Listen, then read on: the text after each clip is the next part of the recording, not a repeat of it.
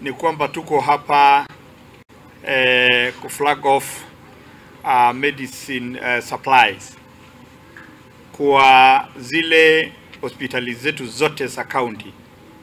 Nafikiri wananchi mnakumbuka vile nilikuwa nimewaambia ya kwamba mambo ya wananchi wanaro kwenda kununua madawa katika dispensaries ama katika chemist itaisha. Na leo nimepata fursa mzuri sana kutembelea hii referral hospital yetu ya Narok. Na tumepata kuona ya kwamba wananchi wengi wanakuja sasa kwa referral hospital yetu ya Narok. Na nimefurahishwa sana.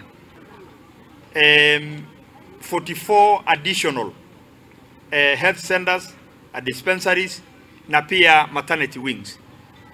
Na kutoka Jumatano ijayo tutaanza kufungua hizo mahospitali zile mpya dispensaries.